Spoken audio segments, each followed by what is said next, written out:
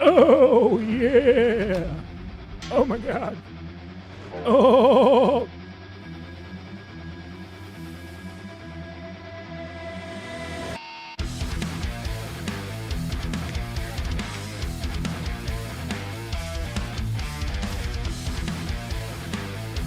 Dance, you fool.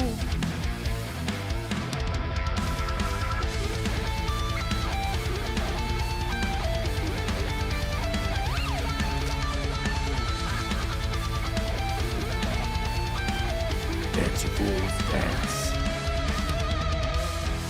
2 minutes. 2 minutes. 2 minutes. Oh, 1 minute. Midnight.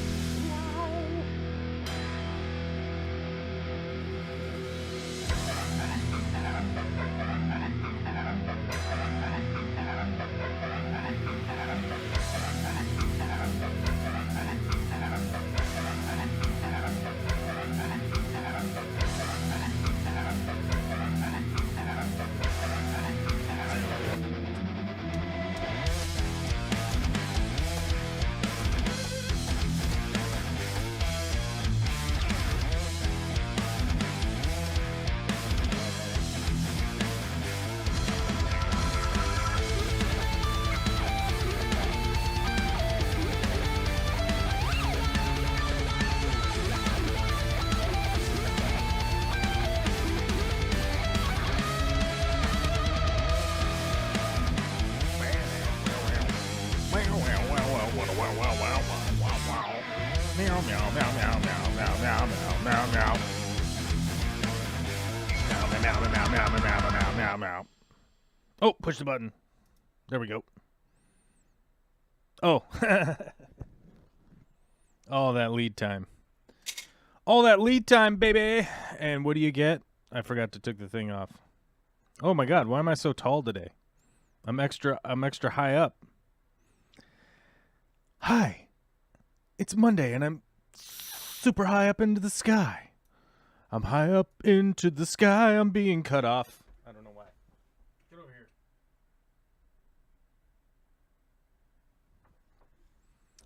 This time we'll manually fix the camera. Going full manual here on a Monday, dude. What's up, man? Okay. Hey, what's up, everybody? It's the beginning of the show. It's the beginning of a live stream. No, there's only like 5 people here, so I don't know what's going on. I bet you guys are having similar weather. Okay. Clap, clap. Alexa, please play Dancing in the Rain. Anyhow, moving on. It is Monday, May 15th, 2023, the year of our Lord and Savior, SpongeBob SquarePants. It is a beautiful Monday out here in Western Washington, where it is 32 degrees Celsius, escalating to 35 before the end of the day, Celsius. For all you international viewers, for you non-international viewers, I don't know what the temperature is in Fahrenheit. I don't know. Because my computer is stuck on Celsius. And I don't know why. I probably changed it. I probably changed the setting to Celsius so that I would be an international delight, as they were, just like the coffee, right?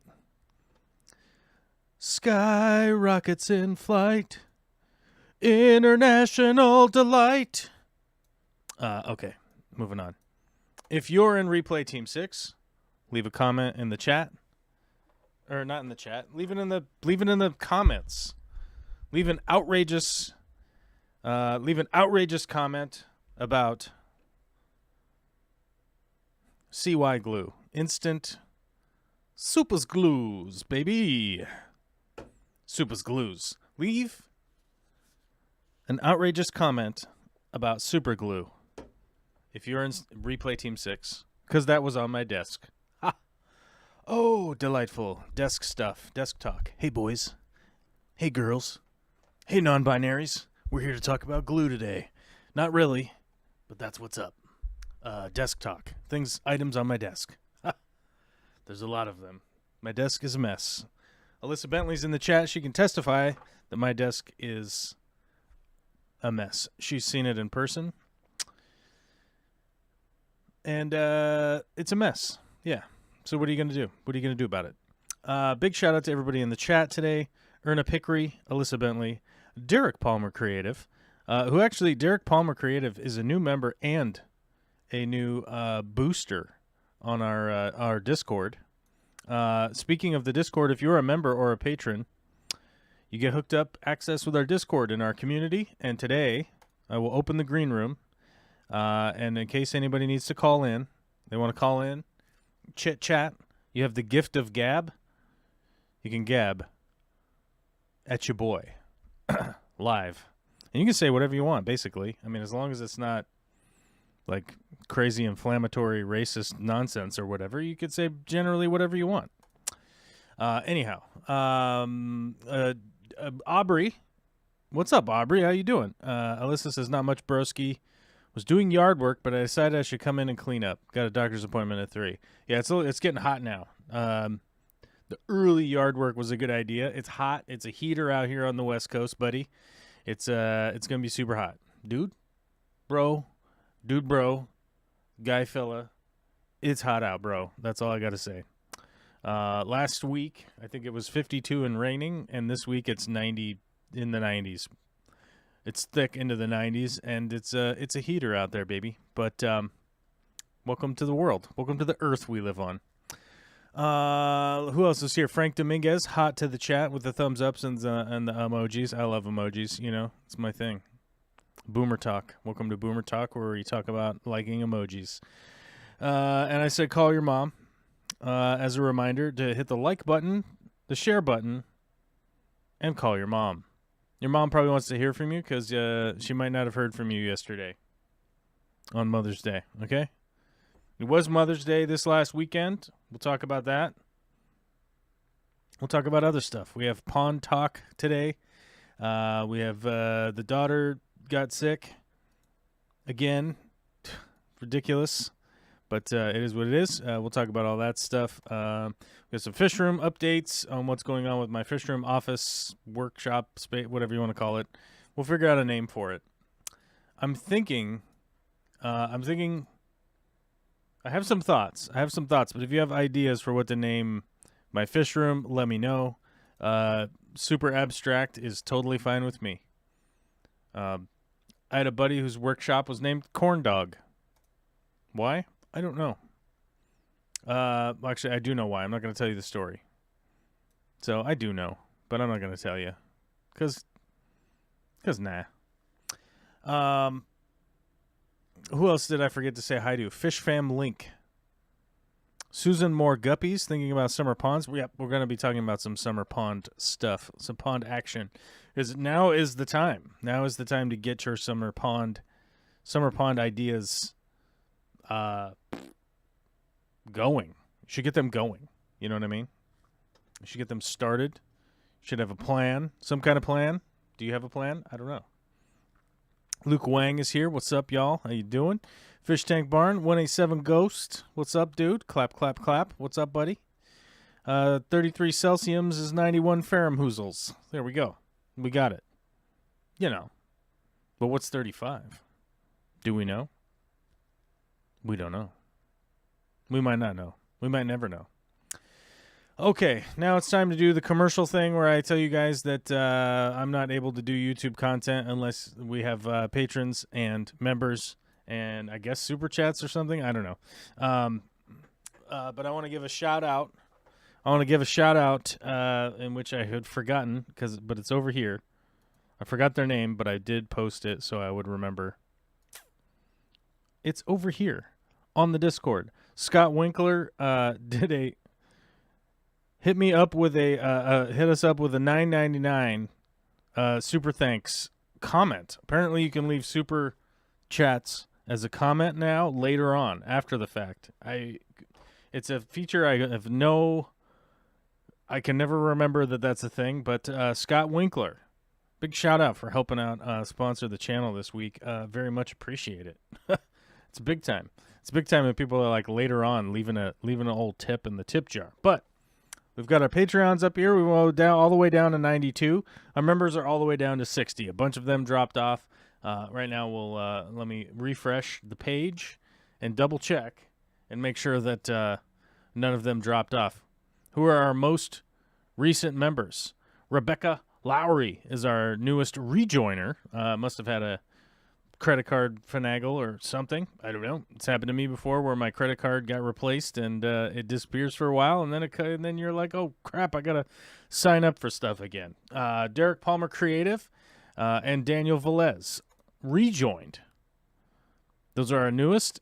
Steve Pope rejoined. Jerry X rejoined. Rumbust had to rejoin. These people are updating their cards and stuff. You know what I'm saying? You know what I'm talking about. You know what I'm talking about. Those are our newest. Those are our newest members currently. We had a bunch of gifted memberships that expired, and none of those people stayed. They didn't stay in the flock. They weren't like, "Hey, I'm inspired to be a part of it." But yeah, okay. Our commercial is over. It was terrible. Everyone hated it. I hated it. I don't like talking about it. But if I don't, nobody will. And it's a sad fact of the reality. It's like if I don't say hit the like button, people will forget, and they just won't hit the like button, right? Or the subscribe or whatever. You know, I have to like remind people, and I don't like having to do that, but it is what it is, bros. It's what we can do. It's what we can do around here, you know. Now I wanted to talk about something first before we talk about ponds. Before we talk about some other stuff, I want to talk about a moment in time that has come. And a moment in time that has gone. Saturday, May 13th. I officially had 9 years of unobstructed, unimpeded, untainted sobriety, my guy, which is 3,278. 3,000. I should type it out here for you, just so you get it. 287. Or did I say 78? I think I said 78. 287 days. Sober. That is a very big. Is a very big milestone for me. I don't think it's necessarily an accomplishment. It's very difficult to try and turn it into words that make a lot of sense to somebody else out there. Like, I don't know if it's an accomplishment. It's sort of a I didn't do a thing accomplishment, right? But it is very pivotally important all the same, right? So, it's a pretty big deal also from the standpoint of even in just the last month, maybe 2 months, I don't know, month and a half, 6 weeks, something like that. The death toll is currently at like 5. And just the other day, I was reading through a friend's, what do you call that? Eulogy? Is that what it's called? Eugoogly, right? You're reading through a Eugoogly and you realize that, the people are trying to frame the death of their loved one as best that they can, right?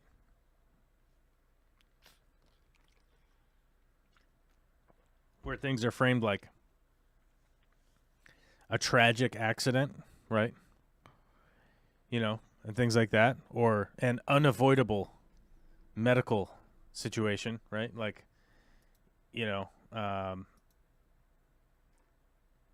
I understand that like people are trying to frame it as the best light they can, right? I just wish people were more open about publicly stating that these disasters, avoidable disasters, right? Avoidable disasters could have been avoided, and I think a lot of it has to do with this weird.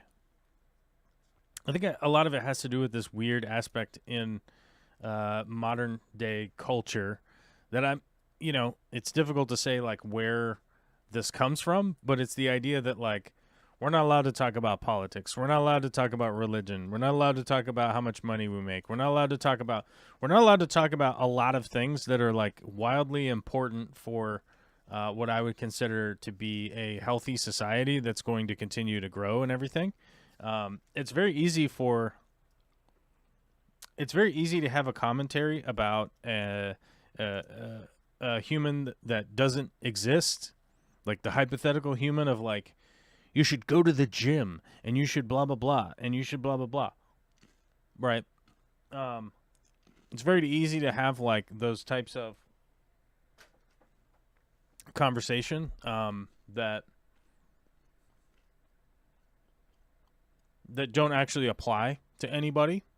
And I don't know where that came from in our society. Like, I have a lot of theories that I could sit here and just blather on like a weirdo about, but I don't know that would help anybody.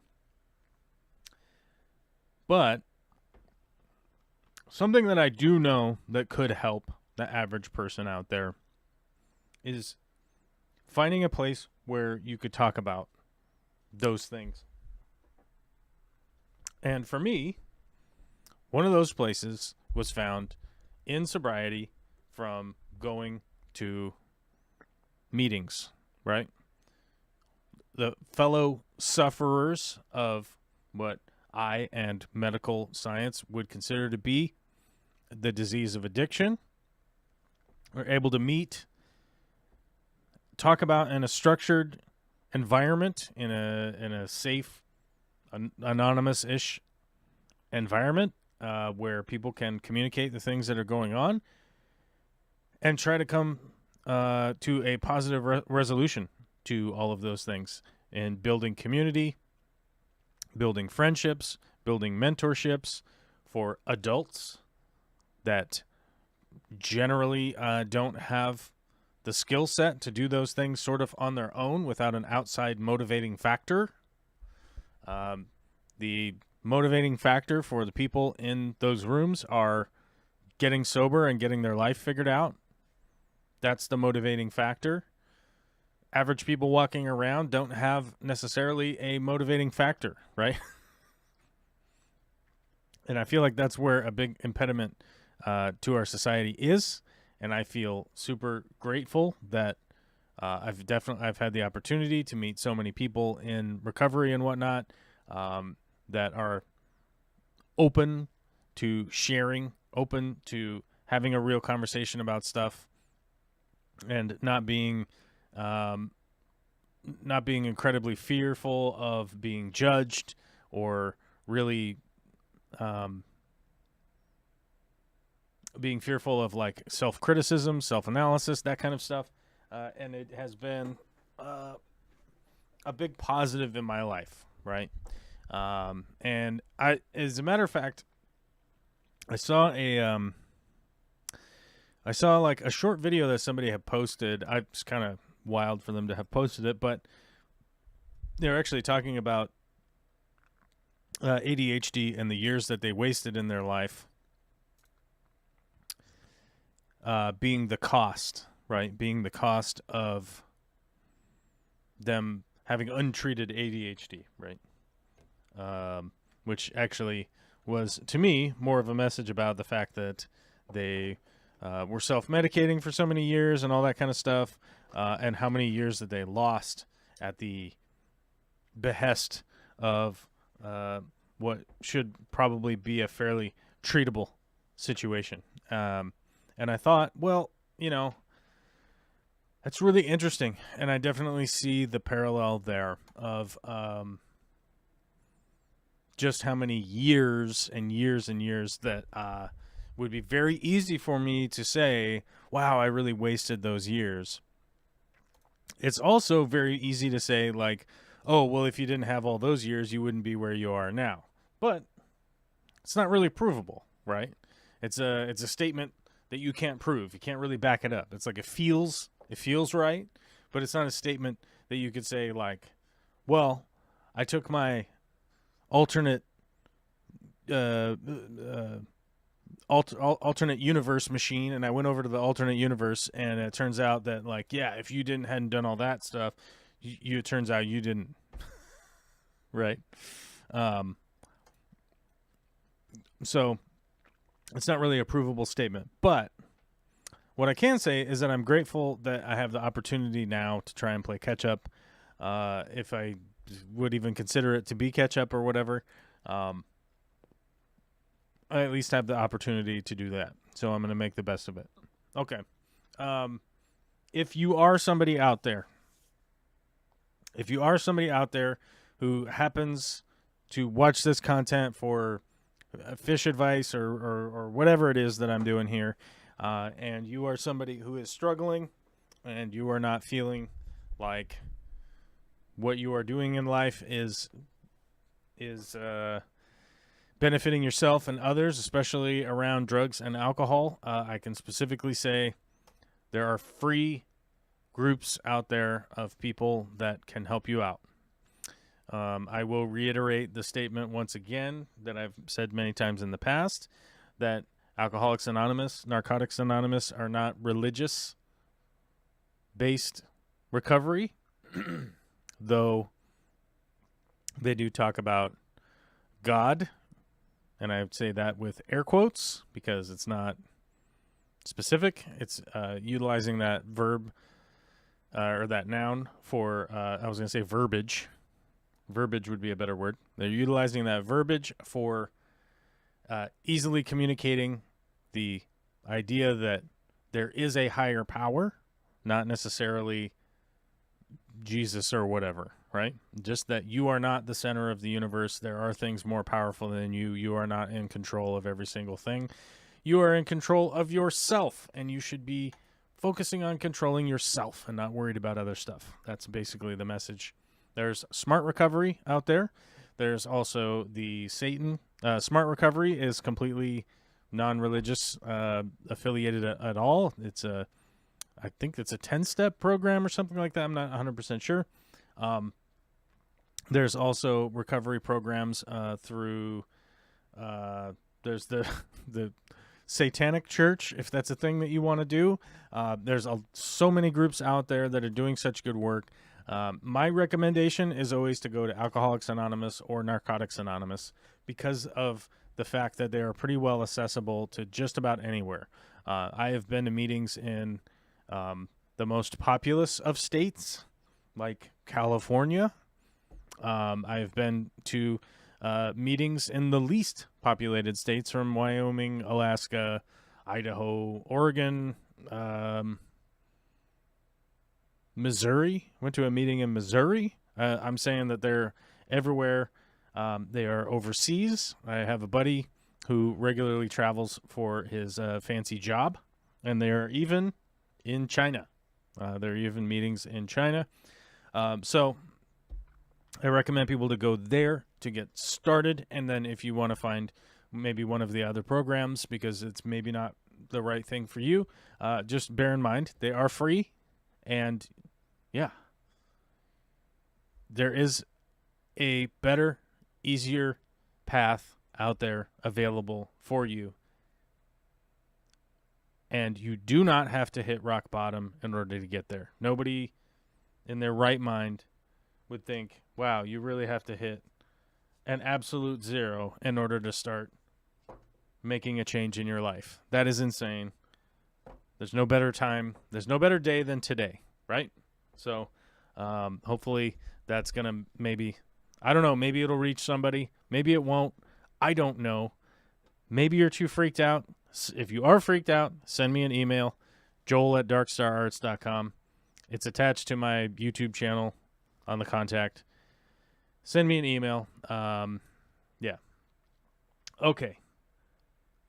Moving on. It is a big deal to me. So, once every year, we're definitely going to talk about it. It's something that's going to come up. I don't know what. I keep getting emails. I keep getting emails from a 5-something, some guy who's emailing me about some social networking thing. I don't know. I don't know if this is a real person or not. Okay, I don't know. It's bizarre, but you guys don't need to know about that. Oh, Mr. Scogland is in the chat. Oh my God, he's calling in. We have a caller, folks. Yes, I have been waiting for this stream. Oh my God, you've all been waiting. week very patiently. You've been waiting. Oh my God, what's going on? You have some news? No, I just missed last week's, and I've just been waiting for this, and then I seen the whole, congratulations on the 9 years, sir.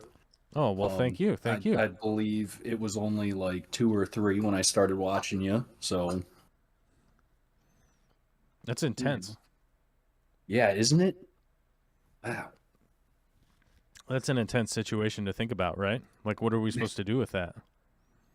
I don't know.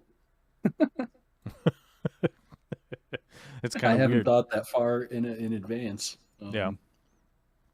I am trying to figure out when or what or why when I could make it out to the East Coast, go out there. I haven't had any good reasons yet, of late. You know what I mean? Well, I'm going to lay it on you. There is no good reason to come to the East Coast. 0. Oh, really? We got nothing? Well, okay, maybe to go see Washington, D.C., but that's it. Yeah, because I already saw the Statue of Liberty. Although I suppose you could come out to Boston. I could come out to Boston. There's cool stuff going on in Boston, right? All kinds of cool stuff in Boston. I can go out to Duncan. I can go out to Duncan and cause a scene. Yeah. Although I think if I tried to cause a scene, I would just fit right in, right? Yeah. I think trying to cause a scene would just make you the normal guy. Yeah, you'd be like, oh, that guy. Yeah, he's from down the street. Don't worry about him. I remember, actually, to tell a weird story, one night I was out and about. In my younger days, I was out and about. I was a man about town. Do you know what I'm saying? It was dark out. It was dark out. It was dark outside, and back then I used to regularly go from card speakeasies to crazy nightclubs and all sorts of things in between. And I met this gal whose name I do not remember. I cannot remember this person's name. I don't remember their name. And I was, I was partaking in the late night hours, as it were. And I met somebody out there, and we proceeded to, as the old-timey guys in the 20s would say, go out and cut a rug, as it were, right? And long story short, ended up at her house, blah, blah, blah, next morning, leaving, and she's like, I was talking with her on the way out, and she goes, well, what's the deal? See, you're like from, New York or something? I was like, what? She's like, you seem like you're from the East Coast. And I was like, no, I'm from the West Coast. That's where I'm from, And she goes, oh, that's weird. That is very weird. Okay. And it stood out to me, and then I've heard that many times throughout the years. And I see myself as somebody who's a West Coast guy through and through, but I wonder how well I would fit in for a couple months out there in like Boston or whatever, if I would just blend right in, or if I would stick out like a sore thumb. You just never know. It makes me wonder. Well, I guess there's really only one way to find out, honestly. Oh God, just come out there and wander around for months. Well, maybe not months, but maybe just a couple of days. Just come out and bandy about for a little while. Yeah, well, I always like to. I always try to like focus it around an event, right? And I was actually thinking about it the other day, um, and actually I was over visiting Corey for something. I don't know what we were doing. I think he needed help. I don't know. I was over, and Corey and I were talking about it. And oh, that's what it was. It was whether or not I was gonna try to go to any more conventions or whatever. Mm. And my opinion has been that like the conventions are only worth it because I get to meet people that I've like talked to online, right? And the Skoglund family, that's now a family, right? You guys are Oh yeah. replicating. You guys are replicating. Multiplying. What do you call that when you yeah, it's replicating. Like you go and you put your DNA into the machine and then you push the brew coffee button and then it like oh, there's more now, right? It's a Star Trek joke. Yeah. I Yeah. don't know Star Trek well enough. I don't know the lore well enough. Anyhow, regardless, I met the Skoglund family when I was out at a convention, right? And that was awesome. But then it's like there's all this convention nonsense going on. So I was like, what is better, right? Like what's a better way to go about this? And I realized that like I've flown out to a bunch of like local club meetings and then drove around town. Like I went to Minneapolis and we went to the local club and then we drove around town to like a bunch of like cool fish rooms from the people from the club. And I was like, wait a minute, like why are we not doing that anymore? I think I should be doing that. That's way better than whatever, right? So now I got to figure out how to like reach out into the community of the world and go like, who has a fish club that's worth going to? Because I remember Rumbust, it was either Rumbust or somebody else was saying that there is a local fish club in like Sweden or whatever. And I'm thinking that like, I think like the next time I want to, I'm going to travel, I want to be doing that again. I want to go back to doing that. I don't want to do the convention thing. It's too busy. It's too weird. So the weird thing is that like you get to talk to people for like a couple minutes, but then you end up talking to all the weirdos for a couple minutes also, and then it just eats up all the time. And so you're like, I didn't want to talk to this insane person. I wanted to talk, So yeah, I'm trying to figure that out. What do you think, Steve? Um, I I think it would be awesome to do that. Go around, see the clubs, go see fish rooms and everything. In this post-pandemic world, though, you know, I don't know how how easy it would be as opposed to like pre-pandemic. Because pre-pandemic, you just call anybody and say, "Hey, I want to come check out your fish room." They're like, "Yeah, okay, no problem." Yeah, Now, I don't know. It could be just as easy. People could still be all about it, but right. there might be some fish rooms that you might not be able to see now because of the whole pandemic thing. I don't know. Hmm. It's a tough What? call. I think it's definitely worth doing because the conventions, like you said, it's a lot of time. They do cost a fair amount of money. Well, that's Um, the weird thing is that like, so people were like, oh, well, so like, let's say you go out to New Jersey or Boston or whatever, right? Let's say there's a convention in Boston because there isn't one, so let's just use that as an example, right? Um, During the convention, like all of the hotels and everything around there, like they're well aware that that is going on.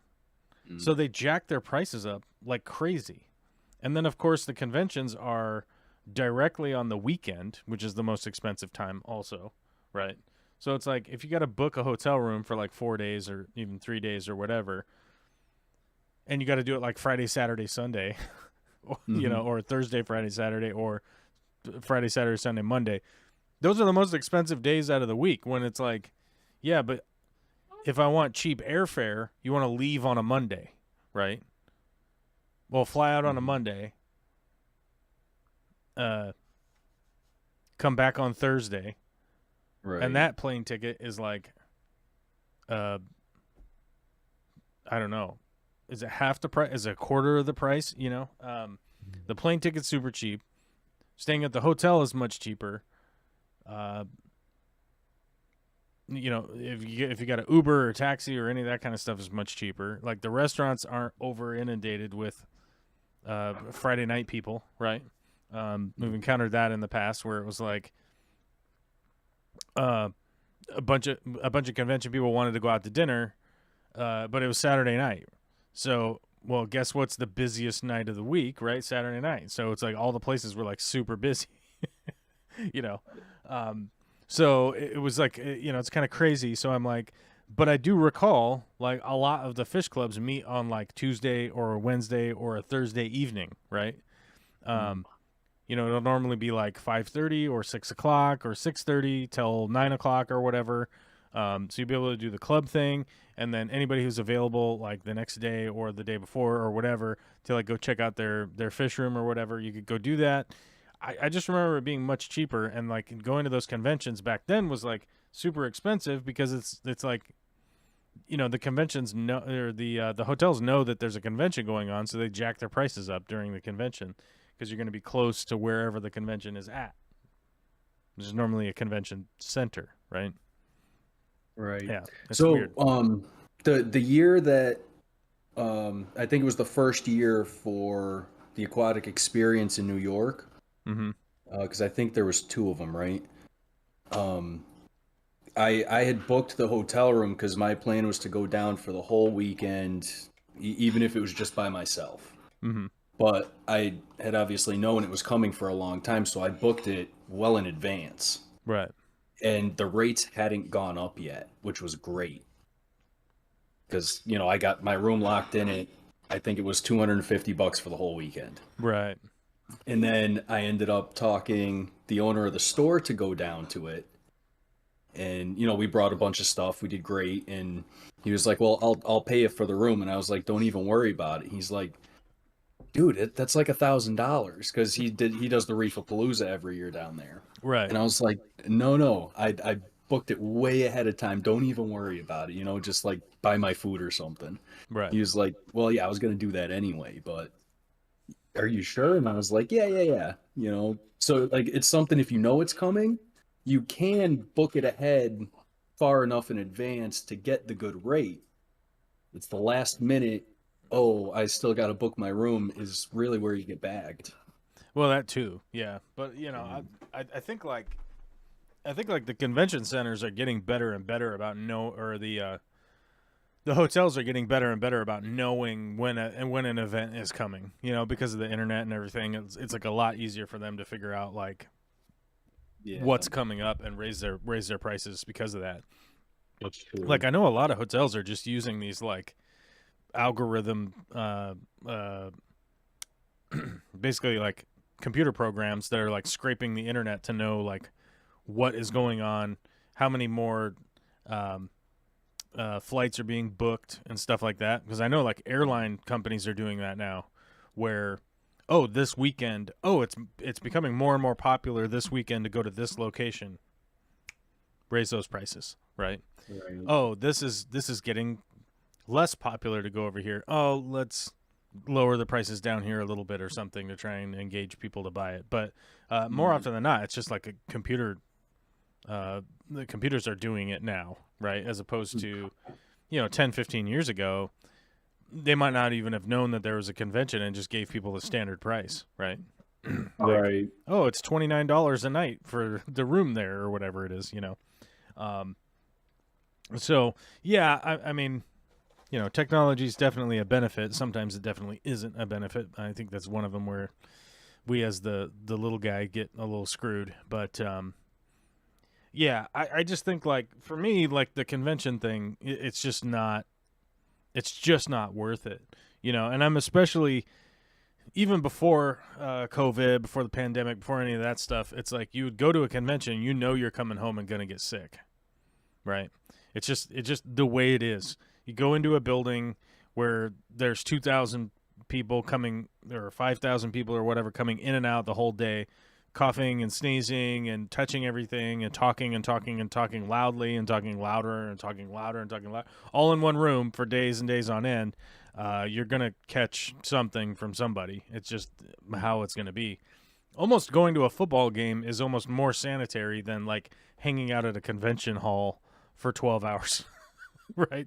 It's like oftentimes a lot of the you go to who's local to you? The Patriots? The Patriots are your local team, right?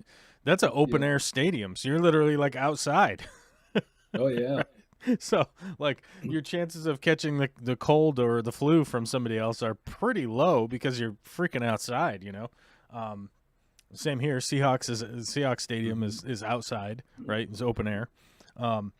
So but I can say that because of all conventions, right? So the comic book conventions I used to go to, Emerald City, right? Emerald City Comic Con, very big comic convention. Like you go there, you're probably going to get sick, because there's just so many people cooped up in these buildings that, I'm sure they're doing what they can, but they're just not, which is weird because they're built use case, for that. Right, but they just don't they don't seem to have the technology to stop people from getting sick when you're there that much. But I don't know. I mean, there's just like so many downsides to it to me that I'm like, I don't even want to bother. Psylop Psych. That's a hard name to read. I think I said that right. Psylop Psych. Maybe. Who knows? That's exactly why I won't go to Aquascape. I work and have worked at a couple of local fish stores, and it gets hard to enjoy a convention when you get swamped by people. I want to enjoy the time, too. Yeah, that's the hard thing, is that, like, I don't find a lot of joy in basically standing in line all day in a really crowded space. I don't, it's just bodies, people bumping into each other, trying to move around, do whatever. I don't find a lot of joy in that. I'm like, maybe if Aquascape was like up on the side of a mountain and everybody had to hike there, and it was like a big hike and everyone went to go hang out in a meadow or something, that'd be a convention I might want to go to. But yeah, just a cooped up into in a building is not great. And I really wanted to go to Vivarium again this year, which is the one out in the Netherlands. I really, really, really wanted to go. I was looking into booking flights. I was doing a bunch of stuff, and unfortunately, I was going to be double booking myself because I will already be traveling that weekend. So that's not going to work. I can't travel to two locations at the same time. So maybe the year after. I don't know. My daughter's gonna be 5 one time in ever, so I am not missing that trip. If anyone wants to know, do you want to know, Steve? Where am I going? Yeah, because I'm not even gonna try to guess because I don't know anything out there. It's called Disneyland. Whoa. Whoa, hey, buddy. Yeah. Getting woke, bud. Getting woke. The crazy Disneyland Yeah. or the... Oh, wow. The OG, the original gangster one that I went to almost 40 years ago now. The first time. My great-grandparents had a house in Anaheim, California, right? I don't want to say right down the street from Disneyland, but it was in the same neighborhood. It didn't take long to get over to Disneyland from my great-grandparents' house. That's awesome. So when I was a kid, we used to road trip from Seattle to Anaheim, California. If you realize how far that is, quite far. We're not going to drive. We're going to fly in an aeroplane. Through the sky like a bird. That'll be a good time.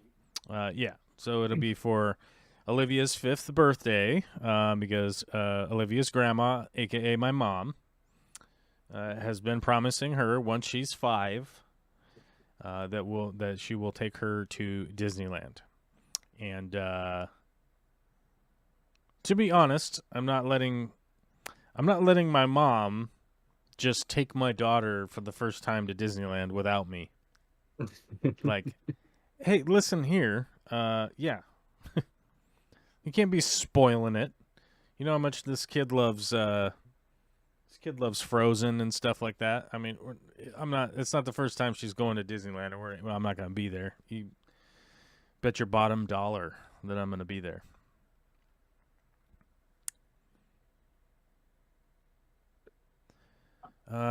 It's really different in Holland because most of us drive there and don't stay in hotels. It's very true. One of the reasons I want to go to Vivarium is that Vivarium has all of the things that I would like American conventions to have. The layout makes sense. There's a lot of vendors there, but the vendors are all really well thought out as to why and what they're bringing. The spacing is quite nice. It does get crowded at times. Like, there are a lot of people there, but it's, it just makes more sense. I've been to a lot of American conventions, and the Vivarium actually has all of the stuff that I want at it without a lot of the chaff, if that makes sense. Affordable food and drinks? Relatively affordable food and drinks. Accessibility was quite good. I mean, it just has all the stuff. It has like the speaking engagements are public, right? They're out in the public. They're not like a VIP thing. You don't have to buy an extra ticket. Just the layout makes a lot more sense, and just how they do it makes a lot more sense. They have aquascaping competitions. They have aquascaping competitions that are set up ahead of time, not the day of, which I fully endorse compared to the American version of, like, here's all the stuff for sale, and then people do a competition in 8 hours or whatever, or 6 hours or 3 hours or however limited amount of time they have to set up these tanks, and then they're judged by somebody, I don't know who, often questionable as to who the judges are, but they're judged, and then they win a prize or whatever. The competitions are run much more professionally than they are in the States. And to be honest with you, like, I had high hopes for, like, Aquashella being something that would be a step up, more towards what I've seen around the world, but everything that I've seen from it is that, like, all they did was kind of bring sort of party atmosphere to the convention, which I'm not interested in, like, going to not a good party, right? Like, if I wanted to go party and dance and stuff, like, I'd go to Burning Man. I probably wouldn't go to Coachella, but you know what I'm saying? Like, I would go to a big party event. Like, I would go see, I don't know. I'm trying to think of, like, a specific party event. I'm not a huge party guy. But, like, let's say I'm going to Burning Man. Go to Burning Man for a week. Party, music, art, all of those things. That's there. Right there. Like, you don't need to bring Burning Man to a fish convention, in my opinion. It's just my opinion, and I'm just stating that it's just a turn off for me, right? Y'all are welcome to be turned on by whatever it is that you like. I don't mind. I'm saying that, like, for me, I go, oh, new convention. Oh, it's glow lights and MDMA and loud music and okay, like, I'm like, but it's not really a party. But it's pretty clear that, like, some people are partying and some people want to do nerdy fish stuff, and it's all mixing together. And I'm like, yeah, whatever. I'm good. I'm good. You haven't sold me on it being, like, a big vibe, right? That I really would want to get into. I went to some of the. What was it? Reef. What was it? The Reef conventions. What were those? Reef Expo. Reef Expo. Is that what they were? That were brought by the same guys. Is that what it was? That sounds familiar. I think it was like Reef Expo that was the coral fish 12G guy. What's his name? I don't remember his name. Maybe it was Reefapalooza. Maybe I went to Reefapalooza. I don't know. I went to a couple of those that were maybe not both of the guys from Aquascape, but I think it was at least one of them. And I was like, yeah, I'm just not impressed by this. Like, why is there loud music playing right now when I'm trying to, like, look around at fish tanks or talk to vendors or people who have, like, created this product that they're here with, right? So I'm just like, I don't need this party vibe. I don't need a party vibe, like in the fish convention, right? Like I went to a what was it, the like Guppy World Championships or something? It was in Vienna, I think.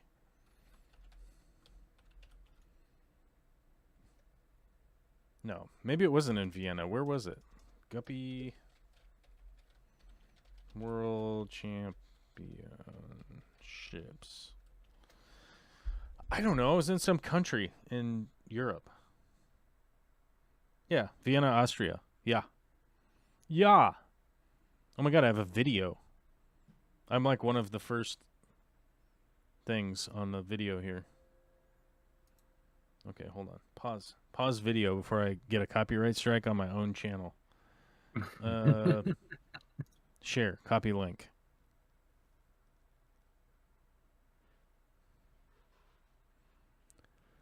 Oh my God, just give me the copy link. Let me copy the link. Oh, there it is, copy. Okay. Computer, go slow. Go really slowly, computer. So I went to this place. Paste. In Austria, right? And it was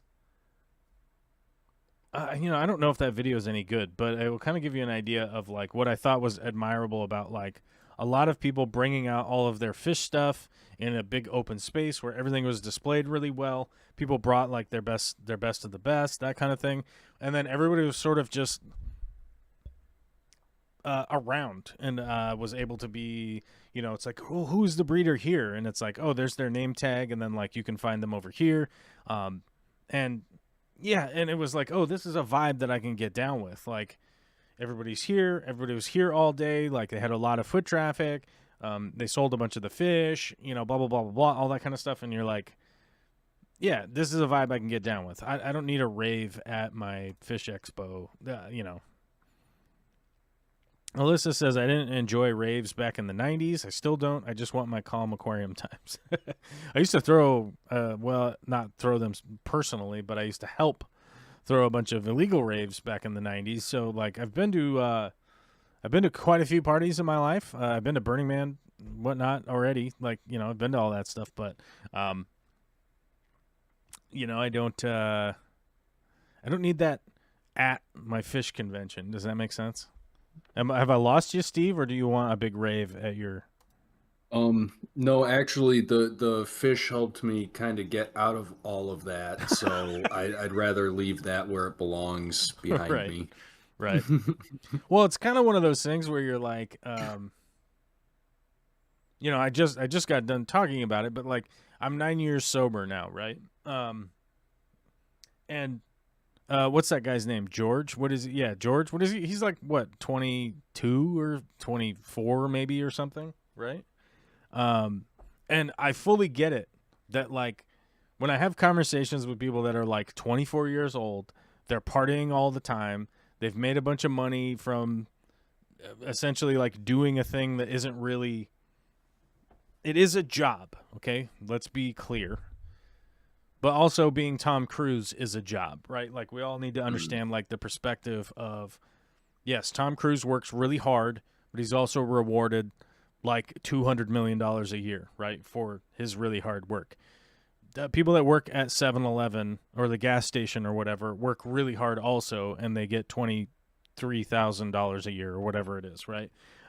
It's different perspectives, right? But very young people that are rewarded with an extraordinary amount of money for doing relatively just a job, right? Have a tendency to go like way off the deep end and then end up having this like really skewed perspective.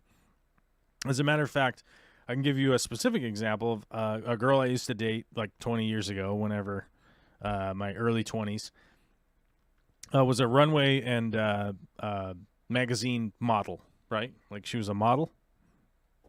And this gal had like never really worked a day in her life, you know, like she would go do a runway show on the weekend and make like 60 grand, right?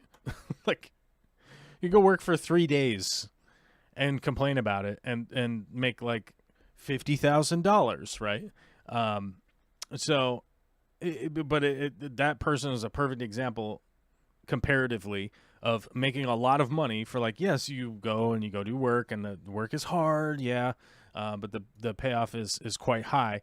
And so when I say that, having conversations with those people of like, nobody wants this big giant party, right? Like no one wants this giant party at the thing. And they go like, no, everybody likes to party. And you're like, okay, like just know you're talking into a void. You're talking into a black hole. So there's really no point to like try and hammer the point, right? So that's the reason I would say like, oh, I want to go to Vivarium because the people at Vivarium are already doing the thing that I like. I don't have to convince anybody to like, hey, can you do this whole thing completely differently? The thing that you want to do. Like I'm not trying to persuade somebody to not do the thing that they want to do, right? Right.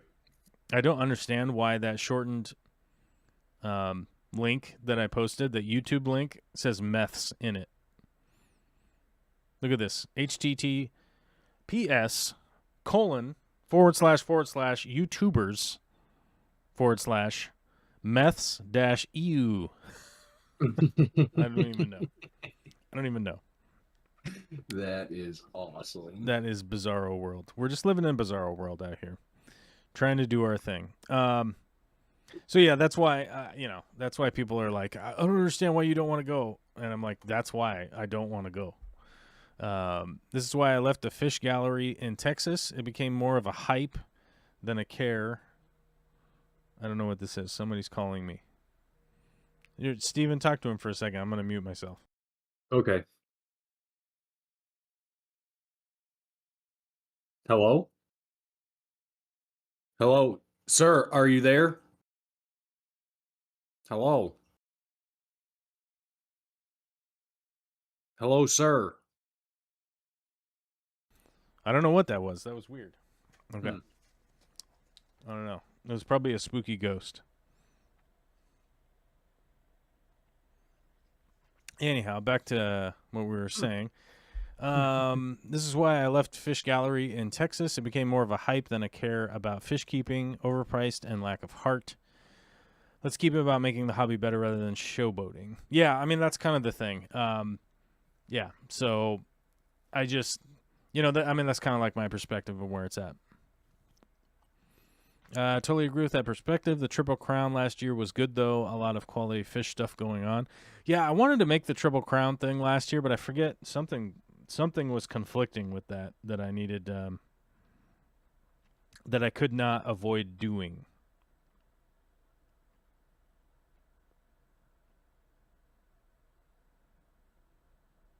Yeah, that I couldn't change. I don't remember exactly what it was, but something was conflicting with going to the Triple Crown. But I wanted to go, so maybe I want to. Does somebody have the link or whatever for the Triple Crown? Triple Crown Fish Convention? Maybe we could find that. Oh, you remember those? You remember the what was You remember those guys that were cheating at fishing? Yeah. We watched that video on stream when they got caught. They got sentenced to jail the other day. Did you see that? No, I didn't. Yeah. It's only like 15 days in jail. But found guilty. And got some jail time over it. Like, there you go. Honestly, I'm kind of surprised it's not more. I mean, didn't they basically like stole hundreds of thousands of dollars? Yeah, the winnings are gone. That's part of it. They got 15 days in jail, 5 years probation or something like that. The boat got seized and taken back, so it did not work out well for them. Even financially, I think they're going backwards. So, yeah. Oh yeah. Are they going to do the Triple Crown?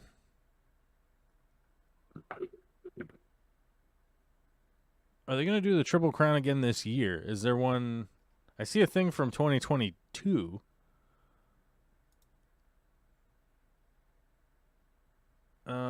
Yeah, I don't. Let's go back. I might be on the wrong thing. We go back. What? Triple Crown Fish Convention. Okay, here's where I was. People and places of the Triple Crown. Are they doing a 2023? I don't see one for 2023. I see a 2022.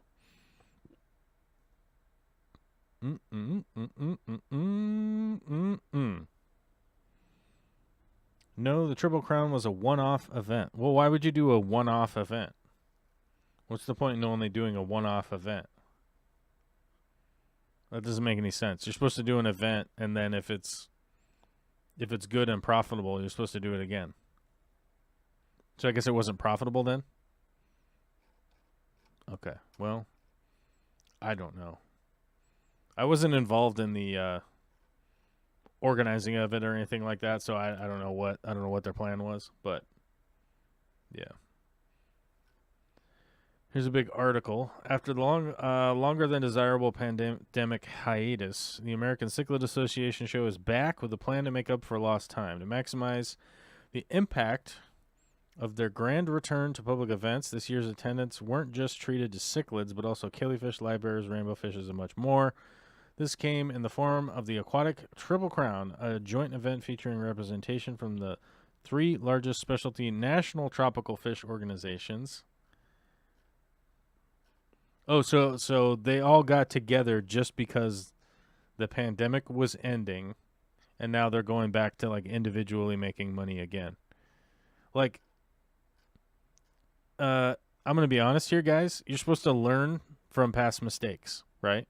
And you're supposed to learn from past victories.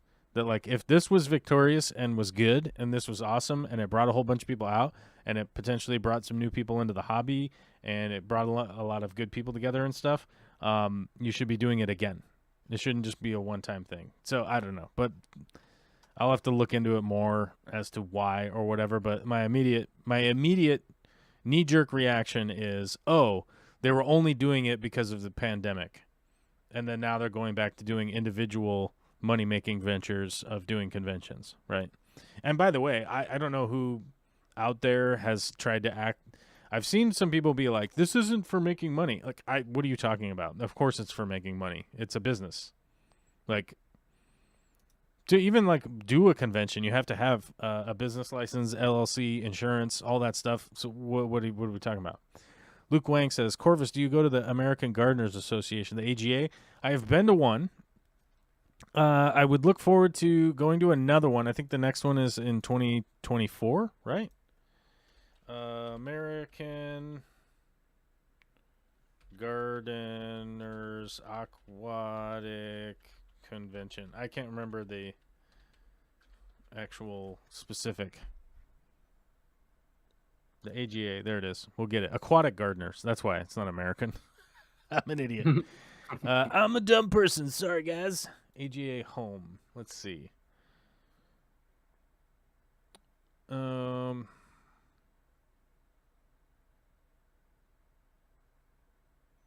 Yeah, so I think the last one was in 2022, and they do it.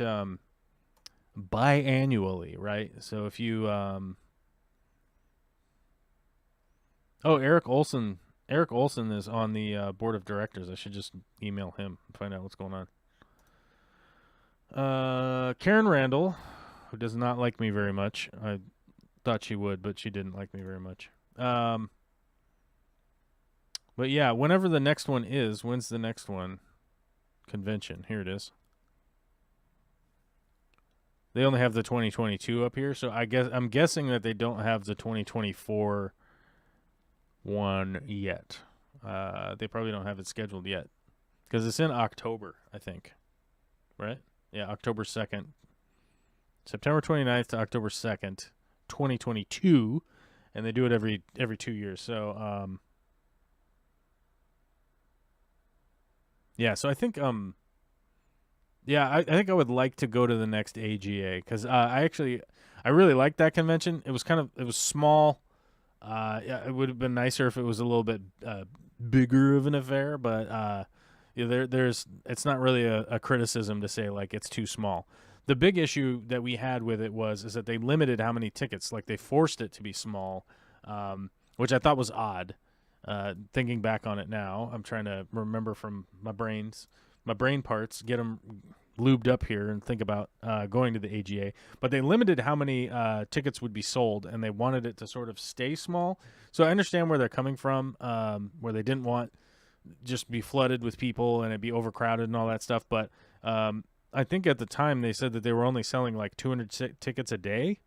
And I might be wrong about that, but I think that was the number that we were told. Was only 200 tickets per day were sold, and if you didn't have a ticket, you couldn't get in. So I don't think 200 people a day is enough for. It probably would be enough, certainly for me to go to an event, but most of like my work associates and stuff, it's not enough for them to go. Does that make sense? There would just be angry people. Does that make sense, Steve? Oh yeah, 100%. I mean, like if you're Corey and you've got 2,000 members showing up to your live stream, right? Mm-hmm. On the middle of a Wednesday or whatever, it would be weird to show up at a convention where only 200 people can come in daily, right? Oh yeah, if I was running a business and you told me only 200 tickets are being sold to this event, I ain't buying a table. No way. Right. Yeah, because you're just like, what? Huh? So that was one of the big concerns with the AGA. Although, as far as I know, and I don't know, I guess prove me wrong or something, but as far as I know, I think I'm happy to support it. They haven't done anything bad other than like not selling enough tickets to their event. Let's see. Yeah. I think it's weird to limit. I think it's like, I think there was, I recall talking to somebody about it. Now, I don't know who, but it was somebody there that they were like, look, we don't have the resources to do a bigger event. And I was like, well, if you sold more tickets, you would have more resources to do a bigger event. That's kind of how that works, right? Yeah. It's like increase ticket sales by 50% every year, and it kind of snowballs and builds itself. Well, it's like the Rolling Stones weren't booking Madison Square Garden the first day they started playing, right? Right. But if you're going to do a pre-sale, especially with like online ticket sales, you're going to get an idea of how much capacity you're going to need.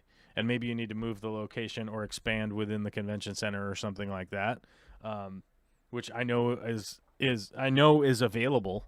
Almost every place that does a convention or every hotel that has space for that, you open up those divider walls or something if you need more space or whatever. But yeah, that stuff can be planned for. But it was it's kind of weird. I don't know. This year will be the ACA alongside the Catfish Cataclysm in Madison, Wisconsin. It's called the Combo Plate. What is that? Combo Plate Fish? Let's look that up. Combo Plate Fish convention. Maybe we'll get it. 2023, maybe. Oh, booyah! Top. It was the top. It was the top search result. The deadline for purchasing food, shirts, hats, commemorative glasses, etc. is Wednesday, May 31st at midnight Central Time. Okay, that's the thing that you get right out the gate.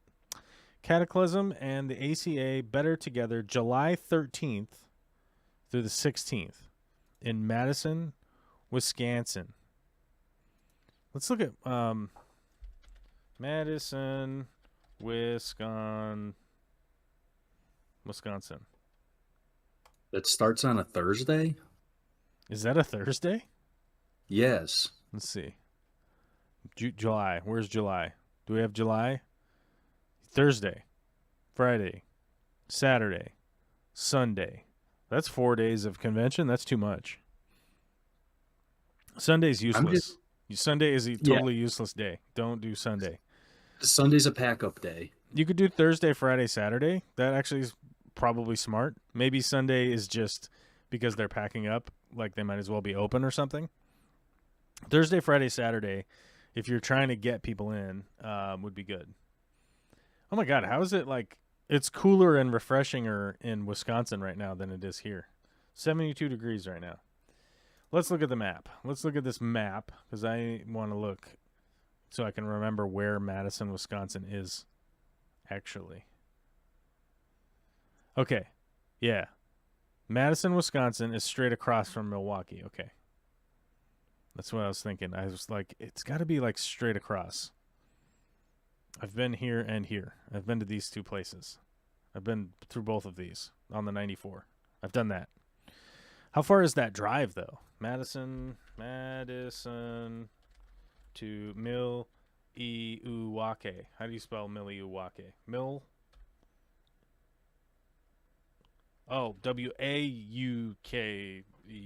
right? How long is that drive? 1 hour and 1/2.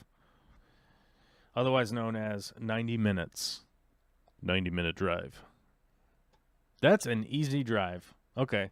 I've got business in Milwaukee. So maybe this is a worthwhile worthwhile deal here. Because I could fly out to Milwaukee, rent a car, and just drive out to Madison. That's 90-minute drive. It's no big deal. I might not want to stay in Madison, but I want to stay in Milwaukee. So maybe this is worthwhile. Let me message that guy. And see what's going on. And then I could go tour some stuff in Milwaukee while I'm there. I could take a local with me. Who knows the streets? Who knows the streets of Milwaukee, right? Yeah, that's the best way to do business is on a twofer, you know? That's right. True. True, buddy. True. All right. So maybe we could try that. Actually, thank you, Luke. Thank you, Luke, for bringing that up. We appreciate it. We appreciate your contribution to the live stream today. We very much appreciate it. We love it, in fact. We love it. We lust for it. The fish room is here. Oh, my God. The fish room. Morning, boss. What's up, buddy? How you doing? Well, in Sacramento next month, we've got the Finding. The Findig. Finding. I don't know why I'm throwing an N in there. And the goal isn't to make a profit as a club. We're definitely not in to lose money. Luke, message me about the Findig. Because I think, is Tom Barr going to be there? Because I need to go talk with that fool. And if there might be a thing to fly out to, that might be worthwhile. I wish I could talk to Tom Barr. Email me about that, when that is and stuff.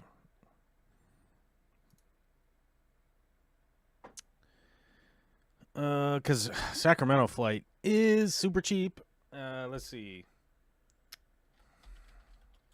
Let's look it up. To Sacramento. Sacramento.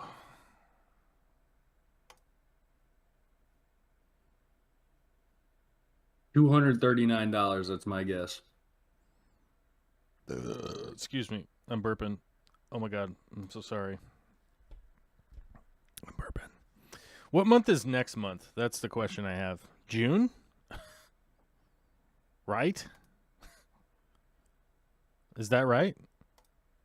Is think next so. month June? What are the dates we're looking at here? Let's go. We'll just pick a date, right? What's the date? What's the dates? We'll have to figure out the dates. Once we figure out the dates, let's see what's going on.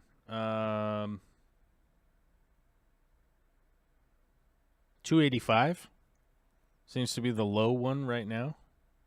So close. Let's get departure in June. Let's just pick a date here. June 19th, 13th, 15th? 3rd and 4th. 3rd and 4th. Oh, wow, that's early. Okay, 3rd and 4th. So let's say fly out on the 3rd, come back on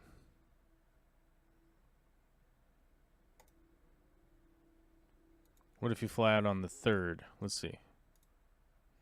Oh my god. Okay, date here to there. What do we got? Nothing? Tuesday. Done. Well, let's see. What do we got here? Search.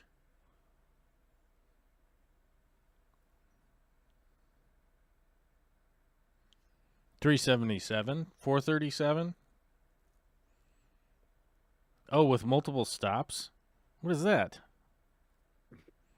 Oh, I guess Isn't there's that no, like a 3-hour flight?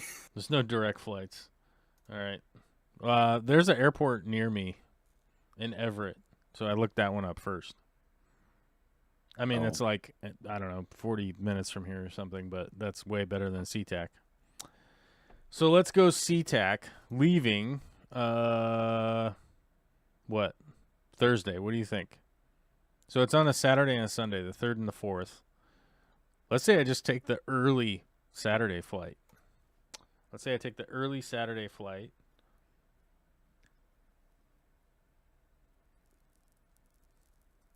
Oh, is there an early Saturday flight? Let's see. 7 a.m. Yeah, it's a 2-hour. It's a 1 hour and 50-minute flight. It basically, like, you go up. It will ascend. It will. What do you call that? The ascent when you go up. There's a name for it. You're climbing to cruising altitude, right? Yep. There's a name for it. I can't remember what it is. Let's go climb. early morning.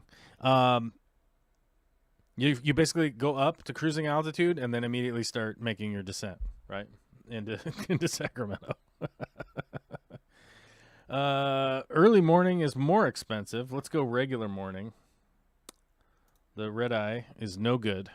The super late red eye has a layover in Vegas. That's so stupid. What are you doing? That's dumb. That's dumb. I could leave at 7:10 a.m. and get in at 9 a.m. That's not bad. You're there just in time to start your day. That's $251. That's not bad. Wow. And that's an easy flight, man. An hour and 50 minutes. Like, get out of here. You just fly down and then fly back on the 6th. What is that, Tuesday? Yeah, that might be doable. That might be doable. But what airline? What airline should we pick? Delta is good. And we want nonstop for sure. Why would we want a stop in an hour and 50-minute flight? That's so dumb. Okay, so we got Delta nonstop, 7 a.m. $251. That's not bad. So, just for ha-has here, I looked up what it would be from Hartford, Connecticut to San Francisco. Hot fit. From June 2nd to June 6th, leave the 2nd, come back the 6th. $332 with one stop in it's either Chicago, Detroit, or Dallas. Did you look up San Francisco? San Francisco and Sacramento is not the same, bro. Well, you could drive a car, man, All right. fine. We'll look for Sacramento here. How long is It's that not even drive? that far, and I got business in San Francisco, so you know. Oh, you do? You got business in San Francisco? What do you got going on there? I got a buddy that frequents San Francisco. He doesn't live in San Francisco, but he's close enough to Oh, you gotta drive. spin by and play a little two-hand touch. Yeah. Got it. Yeah, it's a 2-hour drive from San Francisco to Sacramento. Yeah, And the traffic sucks balls often in a it's bad no way. big deal for me. It's terrible out here anyway. No, I'm saying like that drive could be 7 hours. Oh, That's what I mean. I'm like, it could be. that's brutal. Like Captain Insano, like traffic's bad, but like you could fly into San Francisco and just get stuck in San Francisco, is what I'm saying. Where the airport is there is out, like it's out on this spit. Have you ever flown into San Francisco before? I have. The airport is like it's on a sandbar, you know. I was young, so I never really noticed that. Oh man, if you ever do fly in there, it's like, I mean the airport is, it's like on a sandbar. I just don't know how else to describe it. It's like on some sand, and the ocean's right there. You know, like you fly, as you like a lot of the runways. You're like flying. You're like, there's the water right there, and like all of a sudden it's like sandy shoreline runway. And you're like, how is this not flooded? And they're like, oh, there's lots of problems. The weather is bad with this airport. Like I've been flying in an airplane that got diverted for 3 hours while it was hoping that the weather would get better at the airport in San Francisco. And eventually they were like, nah, bro, we're just going to land in Sacramento. And they were like, you guys could just wait at the airport till later, or figure it out. And at that time, we rented a car and drove. And then the driving was also a nightmare because it was like raining and bad weather. But you're like, dude, what is this chaos? It's like I'm just in. And the flight from Seattle, from SeaTac to San Francisco is that same thing where the plane just basically goes up to cruising altitude and then starts making its descent. What's going on?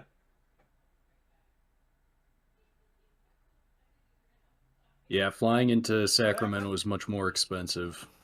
$518, one stop in Chicago. 8 hours, 20 minutes. Ugh. Oh, sorry. What's that? Yeah, the flying straight into Sacramento Mhm. is much more expensive, so it's $518 with one stop in Chicago. A 1 hour and 12-minute layover. Well, you got to scoot the date around. So when you oh yeah, hot tip to not just everybody. You got to scoot the dates around if you're gonna fly somewhere and be flexible, right? Like I said, so if I left on Saturday, it's like 2:51. If I leave on Friday, let's see, search. Here we go. Like obviously this is like, oh, you're on vacation one more day. The airline people don't care about that. They don't care how long you're gone. They just care about like how much they can charge you. Now see, here's a flight that is available from Frontier Airlines, which I do not recommend. That's like $179. It's a little bit cheaper, but always kind of move the dates around, departure date, the return date, and you will definitely find like different prices. So try to move the dates around, availability of like when you can leave, that kind of stuff. And when you're looking for flights, this is what flight. Who are those people that buy? What do you call it? The vacation planner people. What are we talking about here? What am I talking about? Travel agents? Travel agent. Yes, this is what travel agents do. They're just moving stuff. They're moving dials around to see when you could leave, and you could do it yourself nowadays. It's really not that difficult. Like here, it's $290. Like, yeah, I mean, you just change the dates around, figure out exactly when you're gonna come and go, and then, yeah, see here, like June 8th is, for some reason, twice as expensive. It's actually like $476 on June 8th for some reason. I don't know why. It's some robot has figured out that that's an expensive day. It's Oddly like, enough, this leaving on the 2nd and coming back the 6th is the cheapest by over $100 yeah, from isn't that weird? anything else. Isn't that weird? You're just like, really? Yeah. Oh my God, Mikey Fishy is here, and he says, "Congrats on 9 years." Mikey Fishy used his member post there. He's been a member for 39 months. Look at that. That's solid. Who's the longest member? Now that we have a member post that says how many months you've been a member. Let's see who's the oldest. Who do you think? I don't know. I mean, I was kind of like my little break from YouTube when all that started. Total time as a member. I wonder where Scogland is here. I know are you a member? Yeah, I think you are. I am, yeah. I think it's like 5 or 6 months, maybe. Yeah, but you're the I think. highest member. You're the highest. You're the top member. Because you could Does do it go like by super chats? no, you're on the producer level, I think, right? Oh yeah. That's right. So you're the highest tier, and so you've already surpassed like all the other people. Well, you're crushing it, Steve. Thank you. I appreciate it. It's big Yeah, time, yeah, dude. no problem. It's crazy it's crazy. I appreciate it, man. So, So the on the the Patreon? longest people have been here. We have a bunch of people tied at 51 months. Wow. Alyssa, Grassy Peak, Groveside, Aquarium Co-op, Daryl Deemer, the Fishy Mailman, John Gilman, and the Fish Tank Barn. The Fish Tank Barn, I think, is number 1. Was Mike here earlier? I didn't know if I don't know if I saw. him. I don't know if I saw him. But yeah, I think Mike from the Fish Tank Barn, who has a YouTube channel, check him out if you want some fish content. He's always posting stuff. He's the longest. He's the longest member. But I think who's the oldest patron? I think that's me because Emden Hollander isn't a patron anymore. That's right. Emden Hollander dropped off. I don't know where they went. Yeah, he was the OG, the first. I'm curious on the Patreon if it says how long, I think it does. Let me find it. because that you started that, I think, a few months after I just started watching you. Pauline's Aquarium is our newest. Oh man, this is a long list of people that are no longer.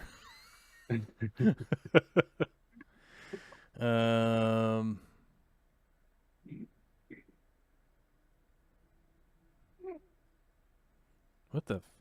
This is all weird. You might be the oldest. This is all weird. Paid, declined, paid. I don't know. I'd have to look at this at a different point. Let me see. Active. There we go. Yep, Stephen Scogland is the oldest. Is the oldest patron, followed by Kevin Hayes. Kevin Hayes. Matthew, Pamela Earlywine, Master Beta. Master Beta is still. Yeah. Does it say how long? What? It won't let me scroll over. Oh, you have to go all the way to the bottom to scroll over. So it gives us a date. July 10th, 2017. So I don't know. Wow. We'd have to figure out. We'd have to math the F out of that. I don't know how to math that. 9 years and 10 months. Not 9, 6. 6 years and 10 months. Is that right? I don't know. You could be right. You could be wrong. I don't know. I can't figure it out in my head right now. 5 years and 10 months. 2017. So that would be 6 years. Yeah, it'll be 6 years in July, I suppose. Oh yeah. How How many months is that? 72? I don't know. Too many to do in my head because yeah, so that means I would have started watching it at the end of 2016. Wow.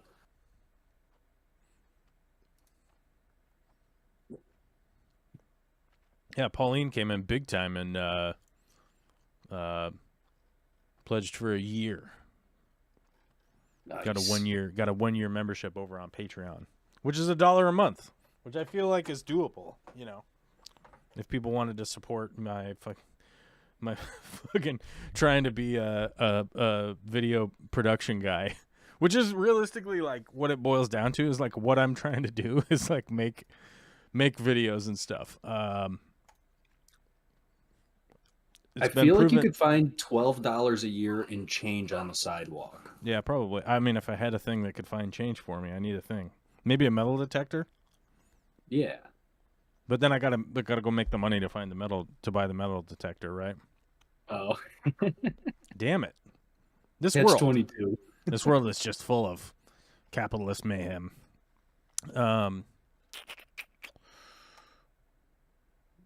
Yeah, I mean, but like you know, I often have conversations with, and the most often candidate is like boomers, you know. It's like old people that are like, hey, what's with that YouTube thing? Like, what are you doing there? Like, what are you doing? What are you doing with YouTube? Huh? What's going on there? What's up with that? You know, like old people are interested, right? You know, having talked to him, I normally have to like sort of couch my like communication with them in a way of like that I think probably makes more sense to young people than it does to you know 75-year-old weirdos, right? Is that I'm trying to make a video production company that could make content. And like the easiest thing to explain is to go like, I don't know if I'm trying to make YouTube content. I'm not trying to make TikTok content. I'm not trying to make that. I'm trying to think of something that's comparable as to like an exciting documentary, not a boring documentary. I'm not trying to make a science documentary. I'm trying to make like narrative documentaries. Does that make sense? Like a Discovery Channel documentary. Yeah, like Discovery Channel, but instead of educational. Yeah, Discovery Channel, but like minus the insane amount of dry, like just the dryness, right? Like put some lotion on that dry ass skin. You know what I'm saying? Like lotion it up a little bit there, Chief. You know, is what I'm like trying to do. So maybe it's maybe you mix like. I'm trying to think like John Wick is probably wrong, but you know what I'm saying? Like you try to mix in something like the John Wick production quality with Discovery Channel so that it's like moving at a pace that isn't, oh, and here we are in the savannah with the lion who is, oh, look, he's tired this morning because lions sleep a lot, you know. To try and stay away from, you know what I'm saying? Like something that can move a little bit quicker, give a little bit more background to what's going on. Like the Discovery Channel is a perfect example of here's the animal without any context at all, realistically, right? Like they'll often talk about, like let's say let's say that they were doing a thing about a fish, and they're going to talk about the fish is from Myanmar. That's where they drop it, right? It's sort of just like here in the fresh water of Myanmar, or Myanmar, however you're supposed to say it, right? The celestial pearl Daniel, commonly known on the streets, right? Frolics in the water, you know, and then they immediately move on to another fish or whatever. But it's like, hey, bro, you forgot to mention anything about Myanmar, like that there's a conflict going on there, that there's chaos going on. Like, this is where this fish is from. Like, so I think more. Hold on. No reservations with Anthony Bourdain, right? There we go. Yeah. That's a perfect example. A little bit of rock and roll, a little bit of Discovery, or a little bit of Discovery Channel, a little bit of the Food Network, a little bit of all of those things, all kind of thrown into that vibe, right? Like, yeah, there we go. Like Anthony Bourdain's No Reservations for Fish People. That's kind of what I want to do. Like that. Not exactly, but that's a good example of like in that vein. Storytelling, the people behind it, why the people are behind it, how the people exist around it, why this blah blah blah blah blah, all that kind of stuff. That's what I kind of want to do. I feel like I shot a lot of that content in Peru, but with like so little preparation time. I think I want to say it was 9 days. It might have been 11 days lead time to going to Peru. Did not have really the time to get prepared. I did not have the prep time for that trip. I do not regret going on that trip. To be clear, it was a great trip. It was wild, and I loved it. I loved every part of it. The part that I didn't love was that I didn't have any preparation for like what I was supposed to film, what I wasn't supposed to film. Like what was I doing? Everything was real. Get it together in 5 minutes, super rushed. Like, I need this. Oh, crap, I need that. Oh, I need this thing. Oh, I got to find dry bags. Oh, man, I don't have enough dry bags for my crap. You know, like, I better order them. Now I'm on Amazon trying to find dry bags, you know. So, yeah, I definitely,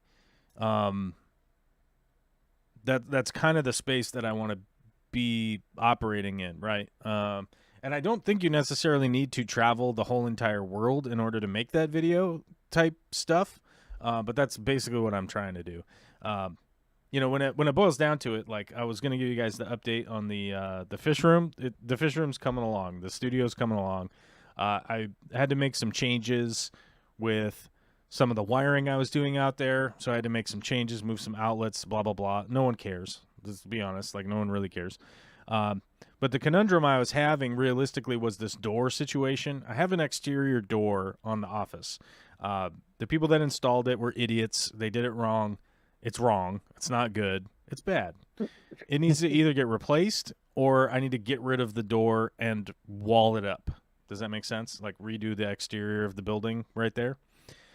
And I was torn between what I was going to do, either replace the door or just cut the door out, you know, put new studs in, put new exterior up, and just delete the door entirely. I have since made the decision to keep the exterior door. Reasons have to do with the fence, which people are really probably not all that interested in either, to just hear me describe it. I'm sure people would much rather a video of me talking about it, which I shot a really, really crappy version of that, and I realized that I was like, this is not good. I'll probably just make it into a short, I think. But either way. And since then, I've made the decision. We're going to be moving the fence, so keep the door. That's what's up. So we're going to keep the door. So I'm probably actually just going to go pick up the door today. I was having troubles finding an exterior commercial style door that fits the door hole. And it turns out, like the easiest solution was where the door was. Lowe's. Lowe's actually just carries the freaking door. And it's in stock. How crazy is that? And the dogs are just barking like crazy. Hold on. I'm going to mute myself.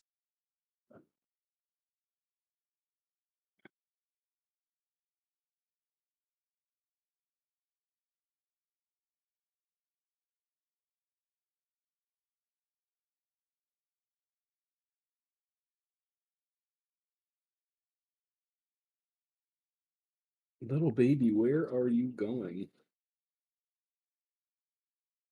All over the place, huh?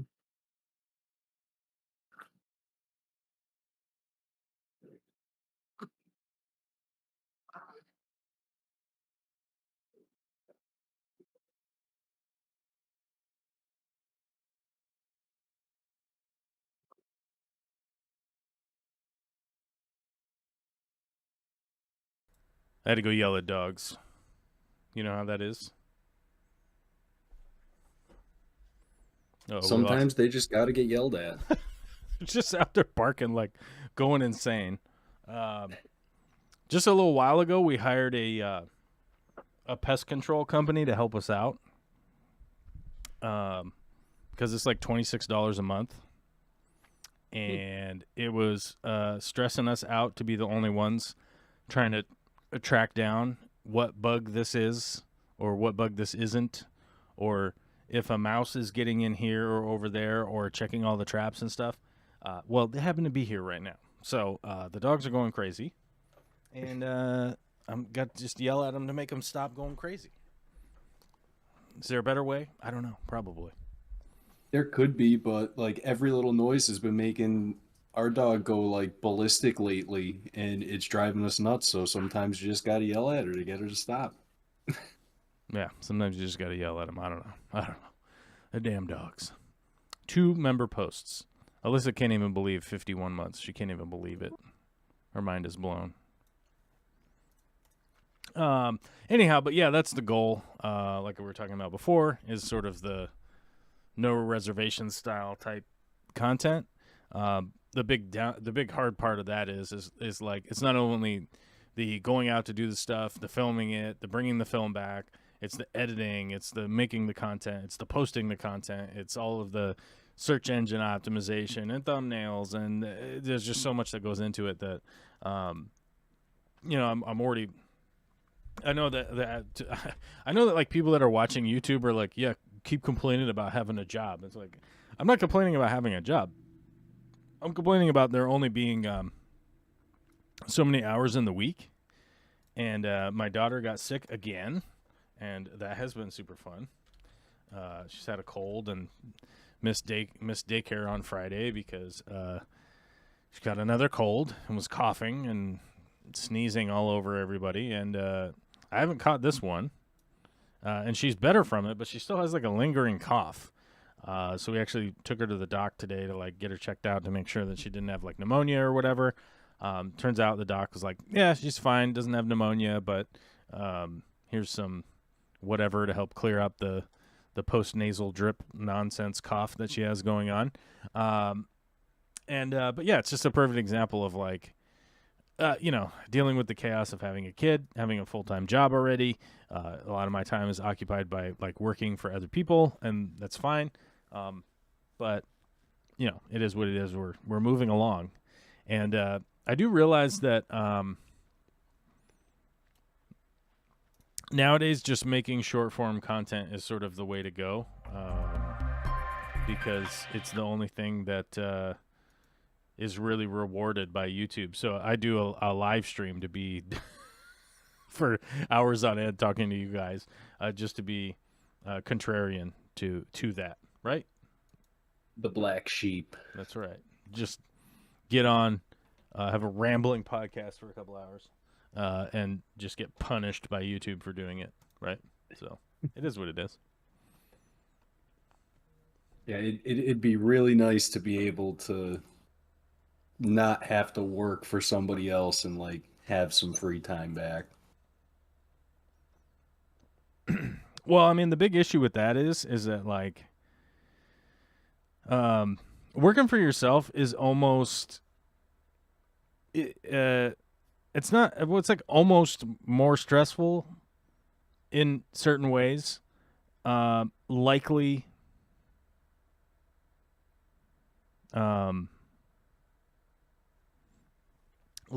at least as stressful. Well, right, because you're not guaranteed work unless you already have work lined up for yourself.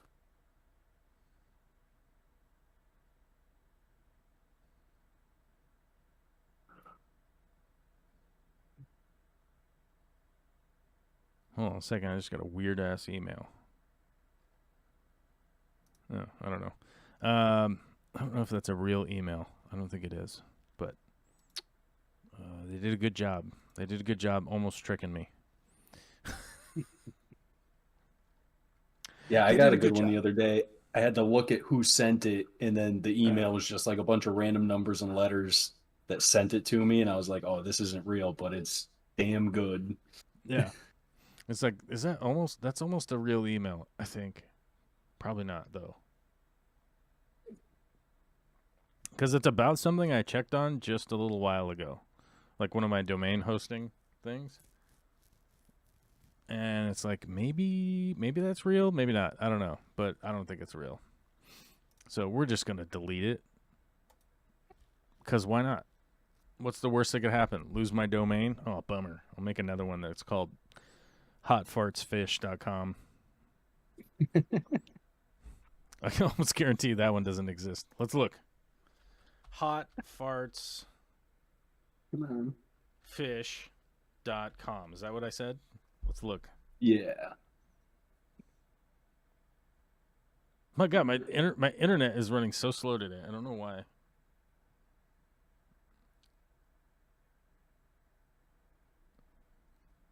Hotfish farts server IP address could not be found. So it shouldn't be. So it's not, right?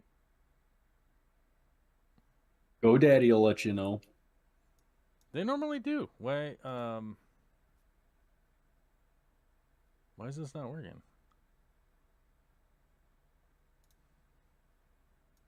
This is weird. Normally GoDaddy would be like on the top of the charts.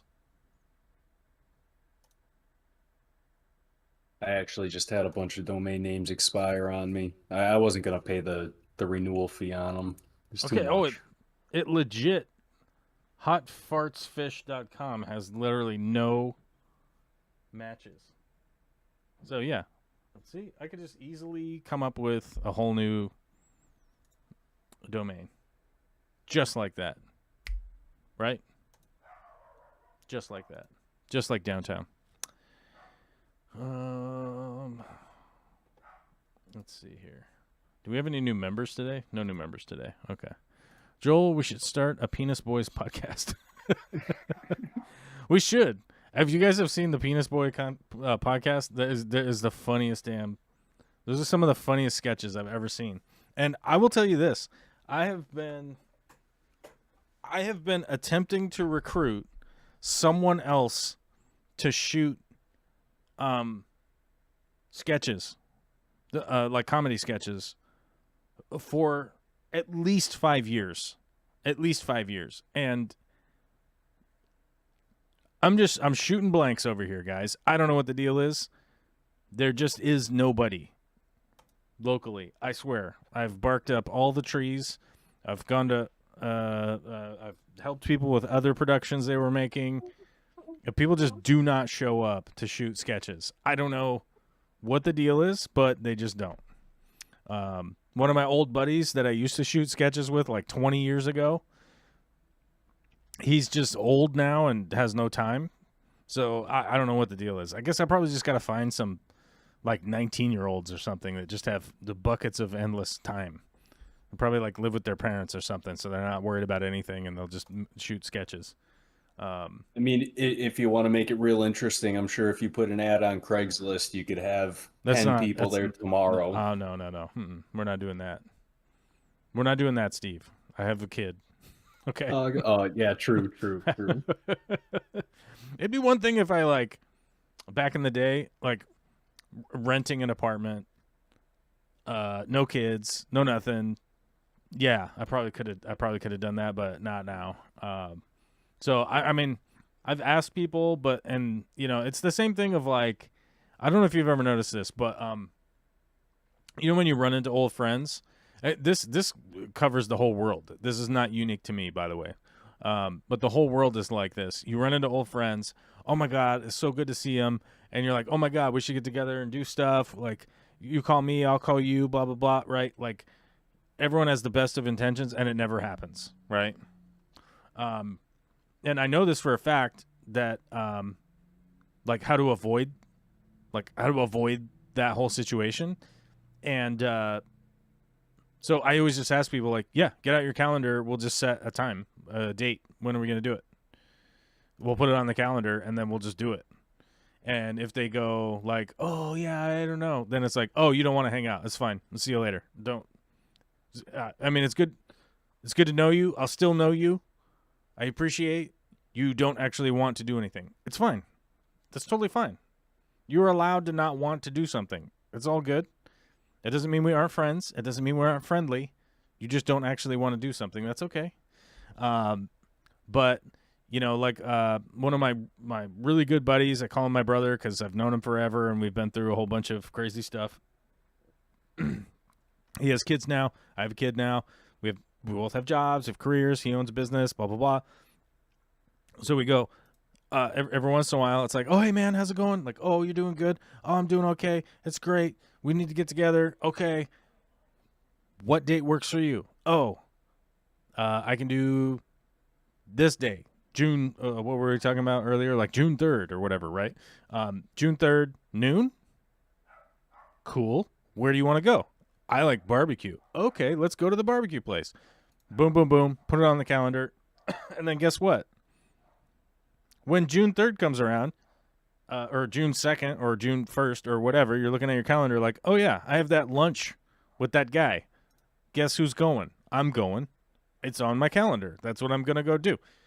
That's the way around it. And like the whole world is like that. I've heard, I've seen countless videos, comedians, everybody like over the years have complained about it, and it's accurate. I mean, it was even on Seinfeld, right?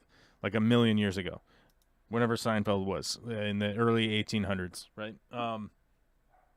So that's a thing, and I just say, just put it on the calendar, and we'll do it. Like that's it. Not a patron, but I've been promoting you since about 2010. Dude, you taught me how to plumb. Oh, badass, dude. Yeah, hey, a lot of people promote for free or do free work for the channel by promoting the channel, and thank you. I appreciate that. 100%. 100%, dude. That also is appreciated also. And I'll say also. Steve, you got an also in you? Possibly. I might have an also in me. Also. Okay. It's good. It's good, buddy. How's so Steven, Mr. Skoglin himself.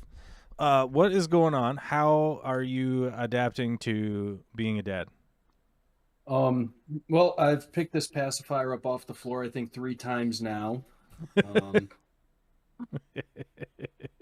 Overall, I think the adaptation is going well. Yeah. You know, it's a little bit of work. It's a lot of work. It's a surprising amount of unpaid labor. Yeah, but you know what? It makes me so happy. Oh yeah. So happy. And I don't think I would trade this for anything ever. Well, yeah. I mean, I suppose you could trade it. I mean, you'd have to find the right marketplace, right? Yeah. I guess you could trade it, but they couldn't pay me enough of anything to finalize the trade, you know? Well, yeah. I mean, it would take a real psycho to sell their children. That's for sure. And I don't think you are that person. So, yeah. Well, there's a bunch of bonking around back there. But yeah, so you get a ton of unpaid labor. The thing that beat the crap out of me, and still probably kind of does, admittedly, is the oh wait, we can't really do the thing I want to do right now because even just like the kid's home, right? Yep. You know, which was like a big deal, and still is kind of a big deal of the like, man, I just gotta be here because I just gotta be here, right? You know, it's like, I want to go outside and cut up some wood, but you can't really be chainsawing around your daughter. I mean, she can be like over there, right? But like you got a baby, you don't really want to be chainsawing around your baby. And admittedly, I make Olivia wear ear protection and stuff when she's around that, but you can't really be whole hog like chainsawing with your little daughter there. You know what I mean? So right, and stuff like that. Like, man, I could go work on that. I could go work on that thing, but I got to be present Otherwise, my daughter could climb up on the counter and do a double backflip and bust her head open on the ground and die or something, you know. Yeah. That's Like, the thing. I got That's the really hard part is like be present, you know. Be present and accounted for at all times. right. Yeah, you gotta be there and you gotta be ready at any time. So Mhm. getting into anything, like, I've got probably a half a dozen like very large projects that very easily could each take like a year apiece Right. if I just focused on that one project, you know, and it's just going to take a long time to get them all done, but it's worth it. It's worth it to give up that time of doing that because they don't stay small forever, Oh no. Yeah. and it's going to be nice to like work through those projects a little bit slower anyway, get them done right, and be able to teach while doing them too. Mhm. Yeah, I had a full-on expectation that I would have a bit of a tomboy daughter, right? Hmm. I thought she'd be like rough and tumble and want to like um not that she isn't a little bit, but um that was my expectation. Reality is that I got like a little princess on my hands over here, you know. Oh yeah, That I'm full on expecting the princess, and I am ready for it. She wants me to put on a dress and sit down and have a tea party. Show me the dress you want me to put on, man. I'll do it. Oh, she Well, smiled big at that. Oh boy. well, you know, I mean well, as a dad to a daughter, you got to be willing to do that stuff. I mean, that's pretty normal. But yeah, she really is like a real princess. I mean, we were going to have another kid, but Vicky got cancer, so that's cool. Right. That's a cool feature. But you know, the expectation was kind of a tomboy tomboy girl that like wanted to, Mm. you know, karate punch everything into space and go crazy. But she is very much like, I don't know, that kind of hurts my feelings. You know, you're like, all Yeah. right, well, sorry, I didn't mean to, like, you know, loud I'm noises. I'm really hoping that I could get her into a go-kart at the very least. I'd So assume that hopefully probably all those later on. Yeah, I mean, like as she gets older. well, yeah, like 5, 6. I don't know. Like, obviously, we sit around and watch racing all weekend, so hopefully, this kind of like is subliminal for her. Rubs off. Yeah. Yeah. All right. Well, we're coming up on 3:00, which means I got to get back to work. I've got to do some electrical drawings, and I got to do some drawings for cabinets. Cabinets, my guy. So Cabinets. I I got to those replace a lot of cabinets. cabinetry. Yeah, you know, custom cabinetry. Actually, the bigger issue isn't necessarily the drawings; it's more the calculating square footage of needed material. Right. That's the That's bigger always one. the fun part. When you just run out of sheets of ply and you have a bunch of cut pieces that are wasted. Don't waste, guys. You don't want to waste. I know that the plywood prices have come down, but they haven't come down that much. Throwing stuff away. So we got to do all that stuff, and that's fine. But yeah. But Steve, thanks for calling in today, dude. Oh yeah, no problem. Thanks for having me on. Yeah, very much appreciate it. Thanks everybody for coming out today. Thanks for becoming a subscriber, and no thanks to no new members. You b-holes, right? I'm gonna call everybody who's not a member a b-hole from here on out, like a bumblebee hole. Oh, okay. Or a That butthole. works. Or a butthole. You Or know. a butthole. We got to say butthole a lot so that we get demonetized, which is generally every live stream I do now, regardless of how much I don't say, how much I don't drop F-bombs or cursing or swearing or whatever. I get dinged for something. I don't even know what, but it is what it is. Well, it's probably just because you've been doing the tubes for so long, you know. They're like, nah, this guy, nah, just take it all from him, you know. Well, no, it's just like something triggers the thing. I don't know what I don't know what it is. They don't ever tell you what it is. That's why I don't know what it is. Cuz I'm like, dude, I wasn't even dropping any F-bombs or nothing. Like, what's the deal here, you know?